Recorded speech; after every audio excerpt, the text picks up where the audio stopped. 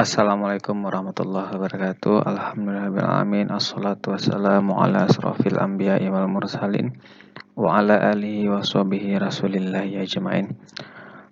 Puji syukur kita kepada Allah Subhanahu wa taala atas segala limpahan rahmat, nikmat dan karunia-Nya kepada kita semua sehingga kita masih bisa menjalani kehidupan ini dengan penuh kesehatan dan penuh kebahagiaan. Mari kita pergunakan kesempatan tadi untuk selalu beribadah dan menambah amal tabungan kita nanti di akhirat. Baiklah, salat berangkai salam juga kita hadiahkan kepada baginda Rasulullah Sallallahu Alaihi Wasallam. Semoga tercurah kepada beliau dan juga kepada keluarga beliau, sahabat-sahabat beliau, dan kepada seluruh umat muslim yang ada di permukaan bumi ini. Baiklah, kita akan lanjut pembahasan kita di dalam mata kuliah tafsir ayat ekonomi. Nah, pada tema pembahasan kali ini kita akan mencoba membahas tentang permasalahan ekonomi syariah. Nah, apa saja permasalahan-permasalahan yang menjadi dasar di dalam ekonomi syariah? Karena ini penting sekali ya.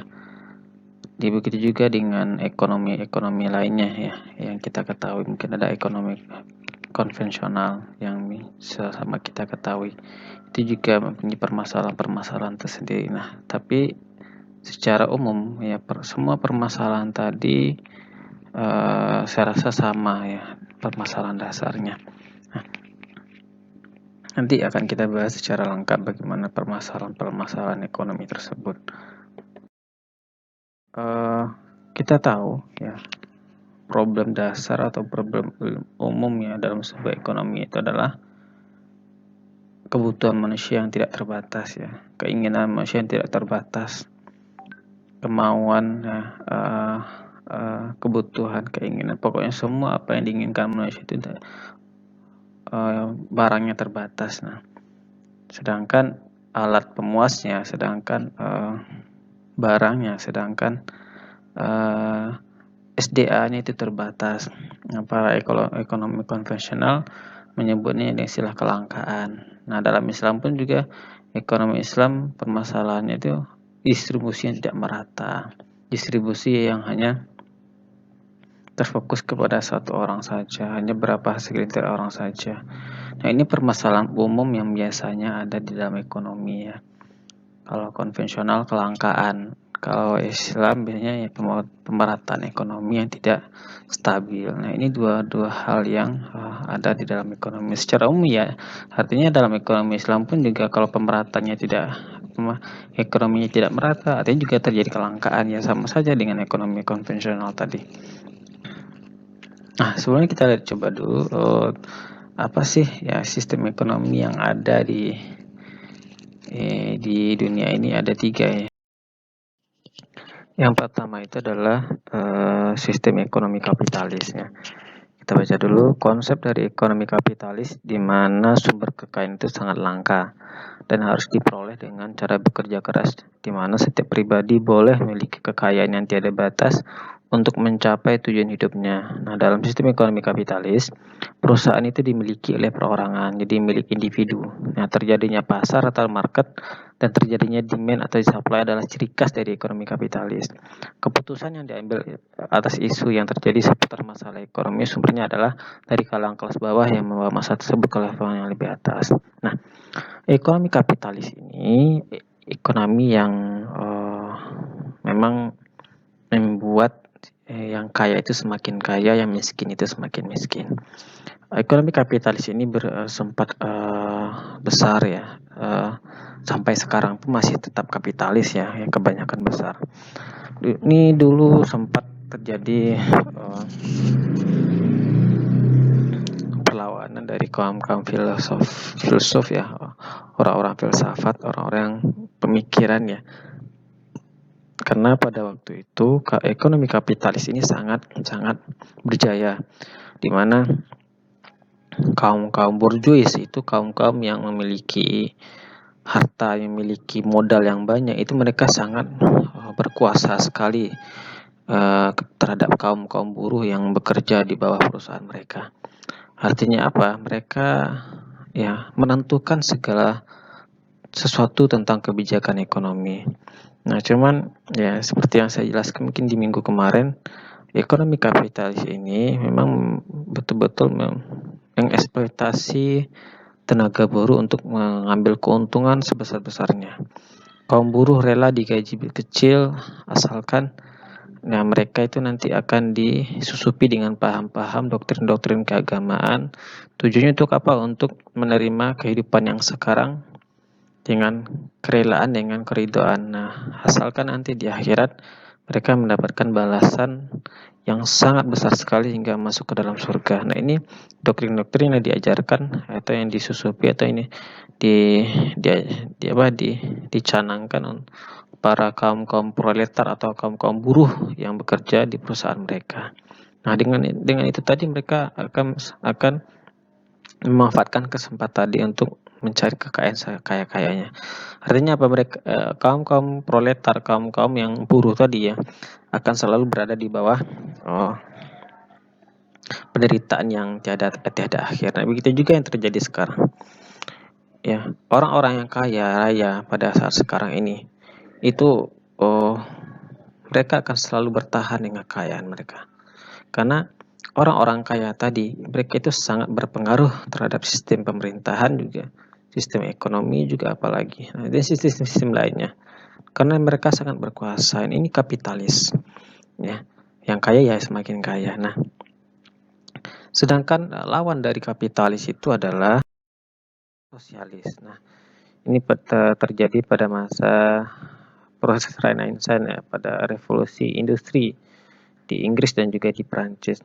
Adalah Karl Marx sebagai kepala sukunya atau kepala gerbongnya yang membawa perlawanan terhadap ekonomi kapitalis, di mana ya seperti yang saya bilang tadi, ekonomi kapitalis kaum borjuis yang sebagai pemilik modal, mereka memanfaatkan ya tenaga buruh dengan sebesar-besarnya untuk mendapatkan kekayaan yang sebanyak-banyaknya. Nah, Karl Marx melihat kenyataan ini, di mana ini tidak bagus, ini tidak merata, tidak ya, karena terjadi pada waktu itu orang-orang kapitalis yang ada di sana semakin kaya raya, sedangkan ya kaum buruh, kaum pekerja itu semakin menderita.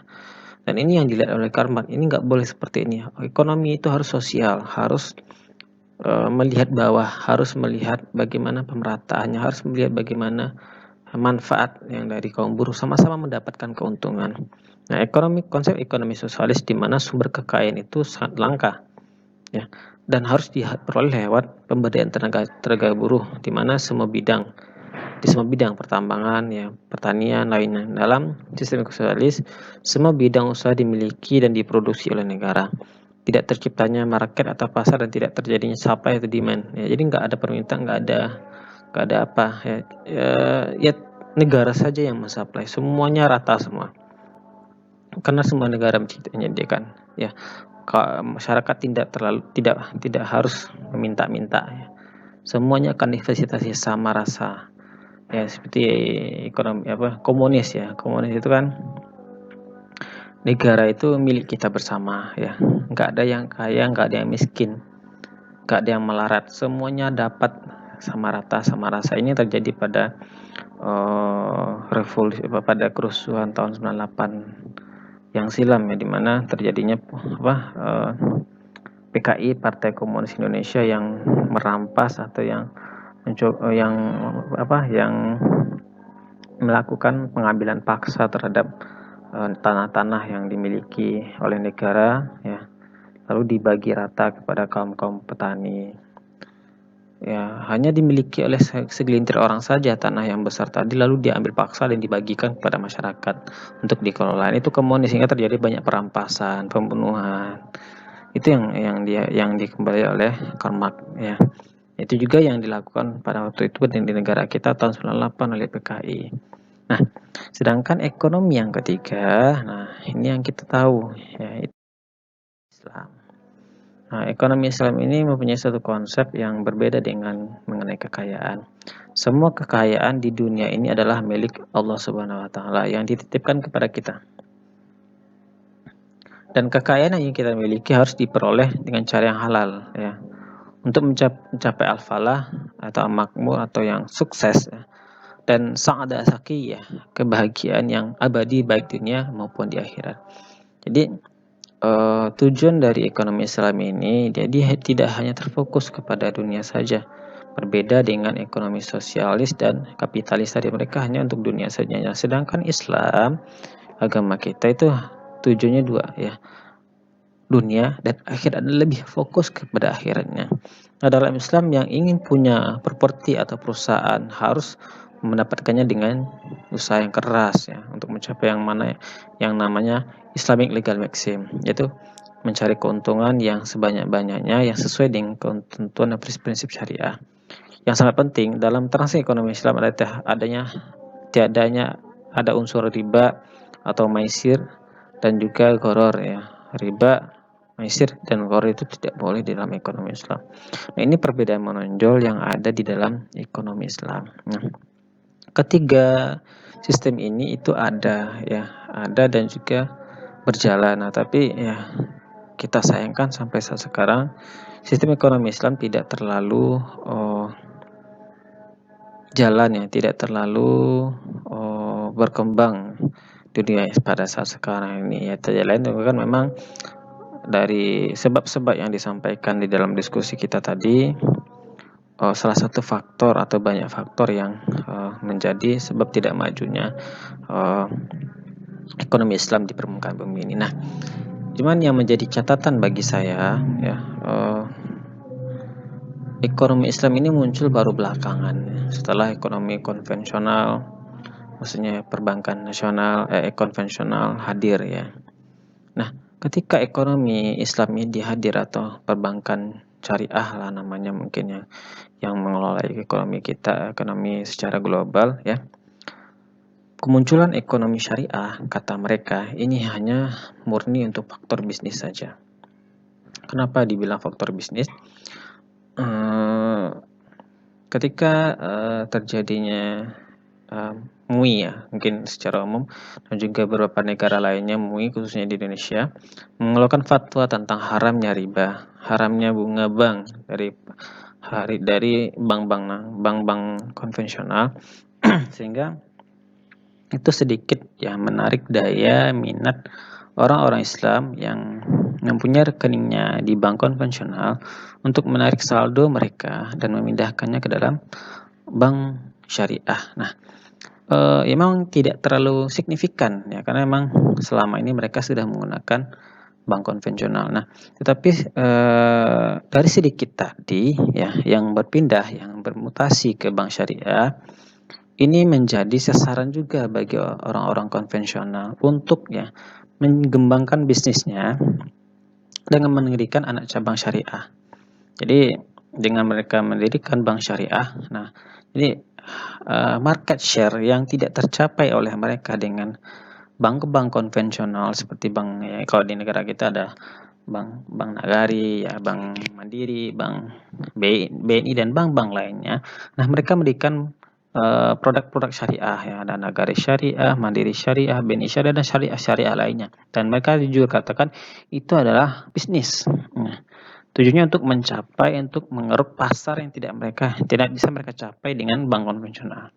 Itu tujuannya murni-murni memang untuk bisnis, bukan untuk yang mengembangkan syariahnya tadi. Dan ya herannya juga sampai sekarang pun tidak banyak yang mengikuti bank syariah tadi. Saya juga pernah menjadi praktisi dalam perbankan syariah. Saya kebetulan sebagai marketingnya ya. Jadi ketika saya tanya, kita memasarkan sebuah produk, Ibu, kita mau menjual produk Bu, ya produk pembiayaan ya, mudharabah ya, untuk pembiayaan modal usaha. Nah, lalu si Ibu nanya, boleh Mas ya, berapa bunganya katanya. Ketika itu dia langsung nanya bunga. Dia Bu nanya bunga, bukan ya nanya apa gitu kan. Nah, lalu kita jelaskan Ibu, kita itu dari bank syariah. Kita itu dari bank syariah, bukan dari bank konvensional. Kalau bank syariah itu kita tidak mengenal bunga. Adanya cuman bagi hasil. Nah, bagi hasil. Nah, ya sama aja Mas, kan nggak mungkin juga banknya rugi kan, pasti ada lebihnya, ya sama aja. Oh ya sudah Bu, nah karena memang kita lagi promosi kan, nanti kita jelaskan bagaimana sistem mudharabahnya bagi hasilnya. Nah, ketika dijelaskan, langsung si ibu nih hitung bagian persennya berapa, sekian sekian sekiannya, dan hitung-hitungan mereka ditemukanlah bahwa nilai lebih atau nilai tambah dari pinjaman yang mereka pinjam itu lebih besar dibandingkan dengan bank yang mereka punya juga punya pembiayaan. Nah, apa katanya? Mas, kok bankmu lebih mahal ya? Lebih lebih mahal dari bank yang saya punya. Ternyata ibu ini juga punya pinjaman di bank konvensional ya. Dan angsurannya lebih murah dibandingkan dengan hitung-hitungan bank syariah yang barusan dia tanyakan. Nah, sehingga memang faktanya mereka tuh hitung-hitungan ya, hitung-hitungan mana yang lebih murah, mana yang lebih mahal. Dan faktanya memang ya sampai 30% ya bunganya ya, kalau saya bilang bunga ya, atau bagi hasilnya ya lebih mahal dibandingkan konvensional. Ya maka wajar saja, yang namanya manusia atau kita pun Minang pasti akan cari yang lebih murah ya kan, cari yang lebih murah, mana yang lebih menguntungkan. Nah, ini permasalahan-permasalahan sebenarnya yang ada dalam ekonomi Islam. Oke, baik. Coba lihat permasalahan ekonomi yang ada di dalam Al-Quran. Nah, seperti dalam silabus yang kita bagikan, terdapat dalam surat Al-Imran ayat 14 dan ayat 15. Bismillahirrahmanirrahim. Zuyyina lin-nasi hubbus syahawat minan nisa wal banina wal qanatiri wal munqatarati minadh-dhahabil wal fiddati wal khail wal musawwamah wal an'am wal hars zalika mata'ul hayatid dunya wallahu indahu husnul ma'ab. Qul unabbi'ukum bi khairim min dzalikum lilladzina taqaw inda rabbihim jannatun tajri min tahtihal anhar khalidina fiha wa azwajum mutahharah wa ridwanum minallahi wallahu basirul bil ibad. Dijadikan indah pada pandangan manusia, zuyyina linnas ya, dijadikan indah pandang manusia, hubbus syahwat, kecintaan pada mereka, pada apa-apa yang diinginkan, yaitu wanita-wanita. Jadi manusia itu ya dijadikan pandangannya indah, bahagia, indah, bagus itu kepada wanita-wanita dan anak-anak ya. Kalau ini maksudnya kenapa dibilang wanita? Ini kalau kita pahami nisa itu kan perempuan ya, wanita. Ini maksudnya pasangan ya. Ya kalau bagi laki-laki ya wanita, kalau bagi perempuan ya laki-laki ya, gak mungkin juga kan perempuan ya kayak LGBT jadinya. Nah, minas syahwat minan nisa wal banin, nah, dan anak-anak, harta yang banyak dari jenis emas ya, wal qanatiri, perak, kuda pilihan, minadh-dhahabi, binatang-binatang ternak, sawah, ladang. Itulah kesenangan hidup di dunia. Dzalika mata'ul hayatid dunya. Dan itulah kesenangan hidup di dunia. Wallahu indahu husnul ma'ab. Nah, dan di sisi Allah adalah tempat kembali yang baik, yaitu surga. Nah, kita lanjut dulu. Katakanlah, inginkah aku kabarkan kepada kalian apa yang lebih baik dari yang demikian itu? Untuk orang-orang bertakwa kepada Allah, pada sisi Tuhan mereka ada surga yang mengalir di bawahnya sungai-sungai. Mereka kekal di dalamnya, dan ada pula istri-istri yang disucikan serta keridhaan Allah, dan Allah Maha melihat akan hamba-hambanya. Nah, ayat ini menjelaskan kepada kita bahwa permasalahan pokok yang ada di dalam ekonomi secara umum itu adalah zuyin. Itu indah, zuyin lihibus syahwat. Manusia itu ya ada kecondongan mereka, ada keinginan mereka, ada hawa nafsu mereka untuk memiliki, untuk menginginkan sesuatu yang baik.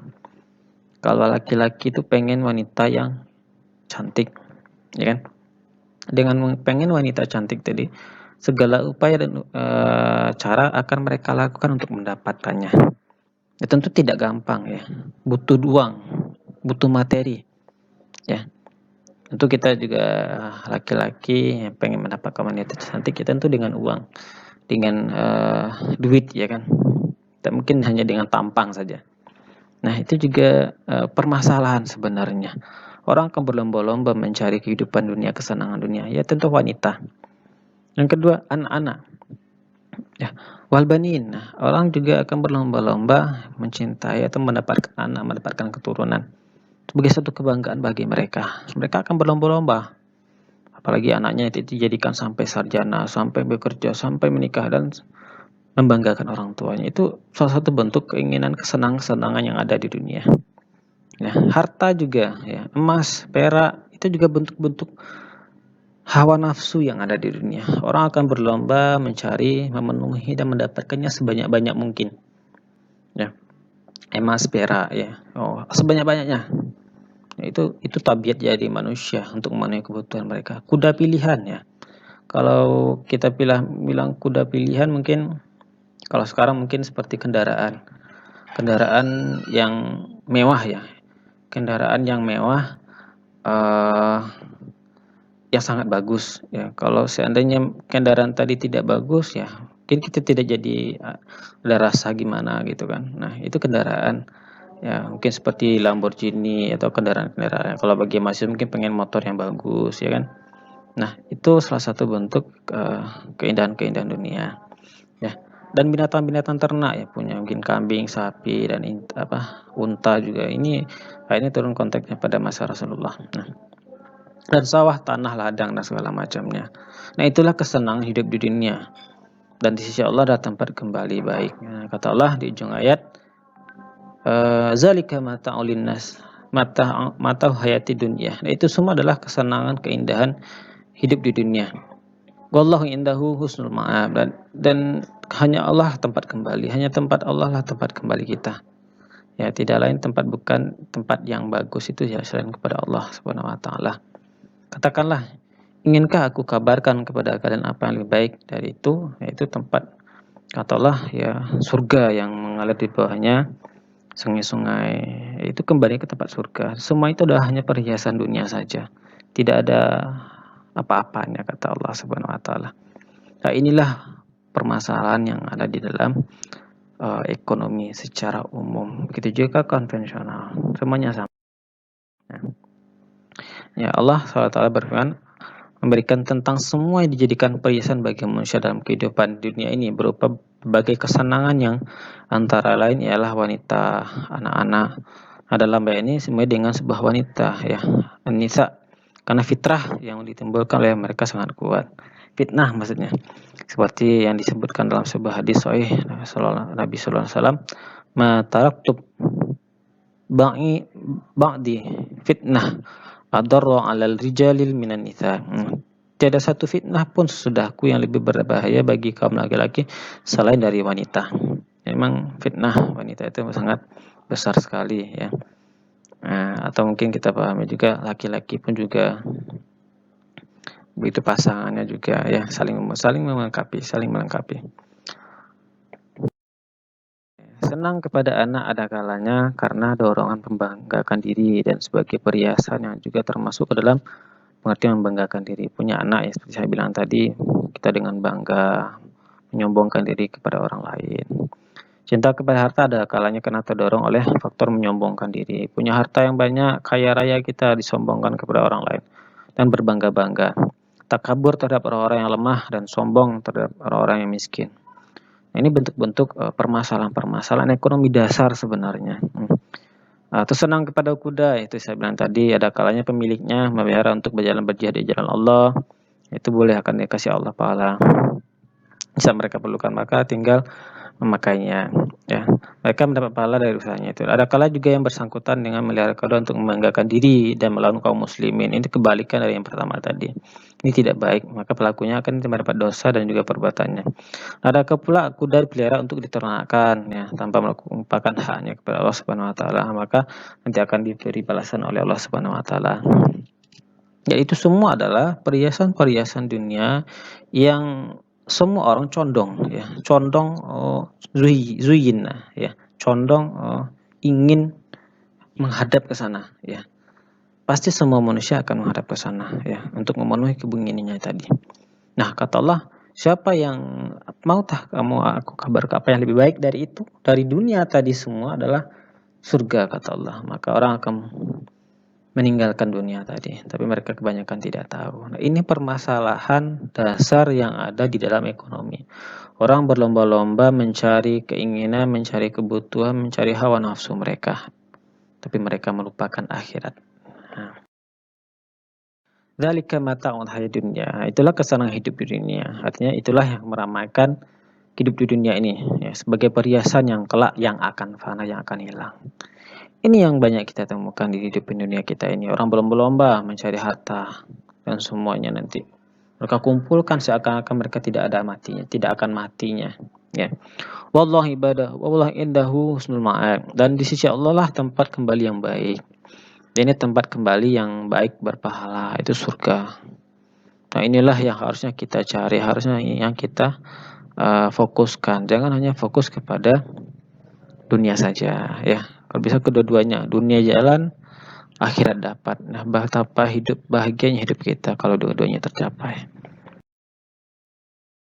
Dari Ibnu Jarir mengatakan, Ibnu Jarir Tabari ini ya, mengatakan bahwa telah menceritakan kepada kami Ibnu Humaid, telah menceritakan kepada kami Jarir dari Atta, Abu Abar, Ibnu Hafs, Ibnu Umar, Ibnu Sa'ad yang menceritakan bahwa ketika diturunkan berikut, itu firman dijadikan indah ya, zuyyina linnas innas manusia ciptaan kepada apa-apa yang diinginkan, ya, diingini. Itu maka Umar berkata, sekaranglah ya Tuhanku, maka karena engkau telah menjadikan sebagai perhiasan bagi bumi, maka turunkanlah firman-Nya, katakanlah. Nah, ini ayat pengingat ya terakhirnya. Inginkah aku kabarkan kepada kalian apa yang lebih baik daripada yang demikian itu? Itu orang-orang yang bertakwa, yang takut kepada Allah, hanya fokus kepada akhirat saja hingga akhir ayat. Nah, inilah yang penting sekali yang perlu kita catat ya sama-sama. Qul unabbiukum ya bi khairin min dzalikum, engkau aku kabarkan kepada kalian apa yang baik daripada itu. Ya, ini katakanlah Muhammad, yaitu orang-orang yang memberitahu kepada kalian hal yang baik daripada apa yang dihiaskan kepada manusia dalam kehidupan dunia. Itu berupa kesenangan, kegemerlapannya yang semua itu pasti akan lenyap. Sudah itu Allah mengabarkan melalui firman-Nya, lilladzina taqwa inda rabbihim khanatun tajri min tahtihal anhar. Untuk orang-orang bertakwa itu sisi Allah, maka ada surga yang mengalir di bawahnya sungai-sungai. Itu menembus di antara sisinya dan bagi-baginya sungai-sungai dari berbagai macam rasa, dan sungai madu, sungai kham, sungai susu dan sungai segala macamnya. Belum pernah lihat oleh mata manusia, belum pernah didengar oleh telinga, belum pernah ditetik dalam hati mereka. Nah, ya, kenapa Allah Ta'ala mengibaratkan dengan sungai ya? Ini Al-Quran ini turun konteksnya itu di masyarakat Arab ya, orang-orang Arab, di mana sungai itu merupakan sebuah komoditi yang sangat-sangat wah sekali ya. Jarang sekali ada sungai di sana ya. Ya, kalau ada sungai itu suatu hal yang mewah ya. Nah, maka Allah mengibaratkan dengan sungai. Kalau kita di orang Indonesia mungkin sungai di mana-mana bisa kita temukan. Tapi kalau orang Arab ya jarang sekali ditemukan sungai. Nah, jadi kalau ada sungai itu sesuatu yang mewah, satu yang sangat-sangat indah sekali. Nah, maka Allah mengibaratkan dengan anhar ya, anhar yang mengalir di bawahnya sungai-sungai. Ya. Khalidina fiha, mereka kekal di dalamnya. Ya. Mereka tinggal di dalamnya kekal, tidak akan pernah musnah, tidak akan pernah keluar darinya sampai kapanpun. Wa azwajum mutahharah, dan istri-istri yang disucikan. Maksudnya disucikan dari kotoran, najis, penyakit, haid, nifas dan lain segala macam yang biasa dialami oleh wanita dunia ini. Jadi ya kalau kita ngomong masalah kepuasan kepada wanita, yang wanita itu nggak bakalan haid-haidnya. Ya, bisa kita berbagai macam aktivitas dengan wanita yang kita punya. Ya, jangan berpikiran negatif. Oke, jadi itulah kesenang-senang dunia. Memang orang harap ya. Ini konteksnya untuk ayat sudah turun di Mekah ya, di Madinah ya. Jadi memang wanita-wanita di sana itu memang terpelihara ya. Susah sekali menemukan wanita cantik karena memang mereka aurat mereka dijaga, ditutup semua. Itu semua sebuah komoditi yang susah sekali ditemukan di sana. Nah, maka Allah mengibaratkan dengan itu ya, yang cantik, yang indah. Nah, begitulah itu yang terjadi konteks ayat pada waktu itu. wa ridwanum minallah, yakni serta keridhaan Allah, yakni mereka didamai oleh ridha Allah, maka Allah tidak akan murka lagi terhadap mereka. Sudah untuk selama-lamanya. Nah, karena itu Allah berfirman dalam surah wa ridwanum minallahi akbar, dan keridhaan Allah adalah lebih besar. Jadi semua itu nggak perlulah kita terlalu berharap ya. Hanya Allah tempat kita kembali kepada surga. Nah, karena itu kampung akhirat kita. Wallahu basirum bil ibad, dan Allah Maha melihat akan hamba-hambanya. Jadi Allah itu memberikan anugerah sesuai dengan apa yang telah diterima oleh masing-masing hambanya. Jadi Allah pasti akan melihatnya, memantaunya. Nah, ini surat yang kedua ya. Al-Kahfi 46 ini juga semakna dengan ayat sebelumnya. Al-malu wal banuna ziyanatun hayatid dunya wal baqiyatus solihatu khairun inda rabbika sawaban wa khairul amalan. Harta dan anak-anak adalah warisan kehidupan dunia, serta amalan-amalan yang kekal lagi saleh adalah lebih baik pahalanya di sisi Tuhan, serta lebih baik untuk menjadi harapan. Jadi ya, ini semakna juga dengan sebelumnya. Harta dan anak-anak keturunan kita itu adalah perhiasan dunia. Harta kita, anak kita, semua yang kita punya di dunia itu, ya senang-senang kita punya di dunia ini, ya itu cuma hanya kehidupan dunia sementara. Di akhirat kelak, harta yang tersebut tidak akan memberikan manfaat sama sekali, kecuali bila kita hidup di dunia dibelanjakan kepada perkara-perkara yang diridhai Allah Subhanahu wa taala. Nah, adapun amalan-amalan dan ucapan yang diridhai Allah Subhanahu wa taala, maka itulah yang paling baik dari seluruh perhiasan dunia yang kita punya. Dan merupakan perkara terbaik yang diharapkan oleh manusia. Karena perhiasan dunia itu fana. Sedangkan pahala amalan dan ucapan yang diridhai Allah akan senantiasa kekal hidup bersama kita nanti sampai kapanpun. Nah, dijelaslah inilah poin penting yang ada di dalam permasalahan ekonomi secara umum. Jangan kita terlalu menuntut, jangan kita terlalu mengharap, jangan kita terlalu memenuhi keinginan kita. Kalau seandainya al-maqsid iktisad kita bahas pada pertemuan tentang prinsip dasar ekonomi. Sederhanalah kita dalam kehidupan kita ini, jangan terlalu mewah-mewah, jangan terlalu menuntut ya. Kalau terpenuhi pun tidak apa-apa ya. Tapi jangan menjadikan prioritas kita. Maka akan tetapi prioritaskanlah kehidupan kita nanti di akhirat. Nah, inilah tujuan akhir dari ekonomi itu sendiri. Jangan terjebak dengan aktivitas ekonomi yang ada pada saat sekarang ini, sehingga kita bercampur baur dengan kehidupan ekonomi, sehingga kita berlomba-lomba untuk mendapatkan kekayaan semata dan meninggalkan kehidupan akhirat kita. Tetapi lebih baik kita kejar dunia, kita manfaatkan kehidupan dunia ini untuk menggapai kehidupan akhirat, dan itu akan lebih afdol untuk kita capai pada kehidupan kita dunia. Mungkin itu saja tambahan dari saya. Assalamualaikum warahmatullahi wabarakatuh.